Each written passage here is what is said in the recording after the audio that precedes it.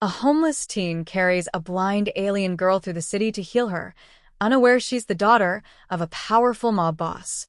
Rain-slicked streets mirrored the glow of neon signs, painting the cracked pavement with streaks of violet and gold.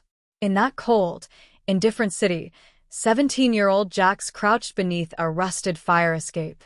His thin jacket clung to him, hunger gnawing in his stomach like a caged beast. He had been homeless for nearly 2 years, surviving on scraps, odd jobs, and his quick fists whenever trouble found him. That night, as the drizzle turned to mist, Jax heard it, a small, desperate voice. "Please help me." He spun, eyes scanning the shadows. At first, he thought it was a setup. The city was full of predators waiting for someone foolish enough to answer. But then he saw her, stumbling forward, arms outstretched, feeling her way through the dark. She was young, maybe his age, with silver hair tangled by the rain and strange, glowing eyes, pale and unfocused. She was blind and not human. Jax's pulse spiked. He'd seen aliens before. The city was crawling with them after the war. But something about her was different. Her skin shimmered faintly under the lamplight, marked with shifting patterns like ripples of ink. "Stay back," Jax warned, drawing the small knife he always carried. But the girl collapsed before him, her breath ragged. I need a healer. Please." Every instinct told Jax to run. This wasn't his fight. He was nobody, a ghost in the gutters. But when she shivered, fragile as glass in the rain, something inside him cracked. He knew too well what it felt like to be helpless. With a sigh, he sheathed his blade and crouched beside her. "Fine. I'll take you," he muttered. "But don't get me killed." "Weak, thank you," she whispered as he lifted her. She was lighter than he expected, delicate as though she might shatter. Carrying her through the city wasn't easy. The alleys twisted like a maze, shadows shifting at every turn. Jax kept his head low, praying no one saw. When he asked her name, she only shook her head. "Name's dangerous." "Not now." So he called her Star, because her skin glowed faintly in the dark. By the time they reached the outer district, his arms ached, but he pushed on. He knew one place, a healer who didn't ask questions. Mara, an old woman who patched up thieves and runaways. The hut smelled of herbs and smoke. Mara raised a brow when Jack stumbled in. "What trouble have you dragged in this time, boy?" "Just help her," he panted. Mara muttered but guided Star to a bed, placing her hands over the girl's chest and whispering an old chant. Star flinched, then exhaled as warmth filled the room. "She's been poisoned," Mara said grimly. "Not deadly, but it clouds the senses. Her blindness might not be permanent." "Poisoned," Jax echoed. Star's lips trembled.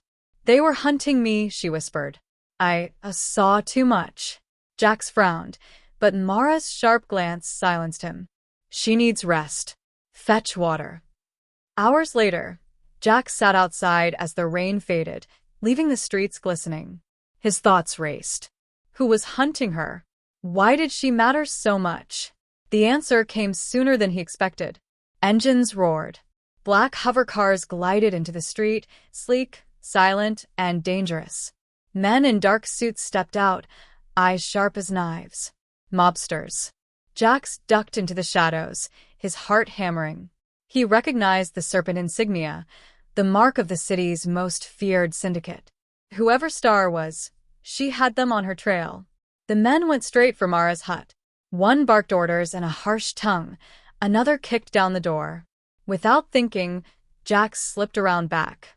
Through a crack, he saw Star surrounded by men. Their scarred leader sneered. "Boss has been worried, little one. Time to come home." Star's chin lifted weakly. "Never. I won't go back." The brute raised his hand to strike her. That was enough. Jax burst through the back door, swinging a broken pipe.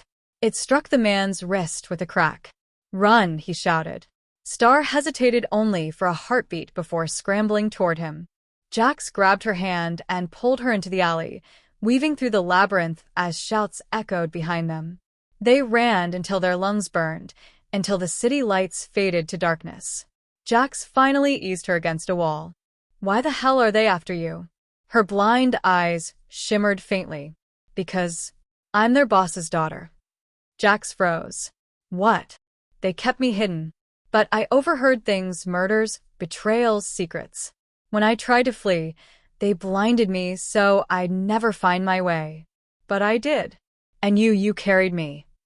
Jax stared at her, torn between disbelief and awe. The girl he'd saved wasn't just anyone.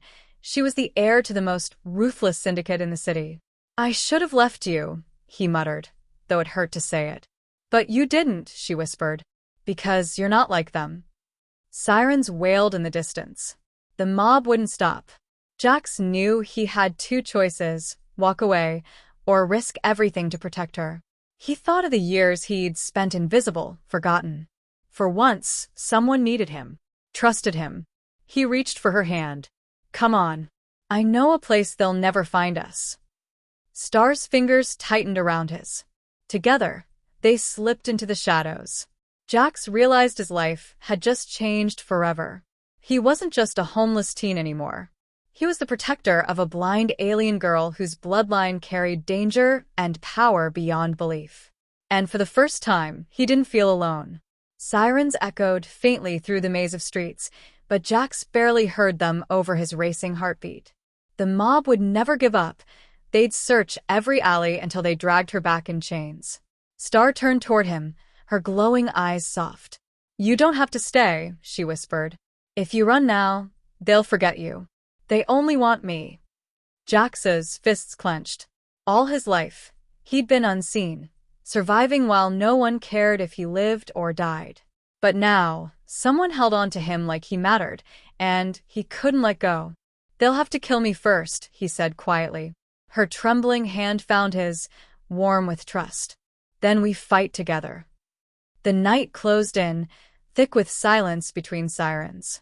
Jax knew this was only the beginning of something far bigger than either of them. She was a mob boss's daughter, an unwilling heir to an empire built on blood. And he was just a broken boy with grit and scars for armor. But together, they had a chance. Jax pulled her hood over her glowing face and guided her deeper into the Undercity. Somewhere out there was a place where even the mob couldn't reach. And if there wasn't, he'd carve one with his own two hands. For the first time in years, he wasn't just surviving. He had a purpose, protecting her. And he would never let go.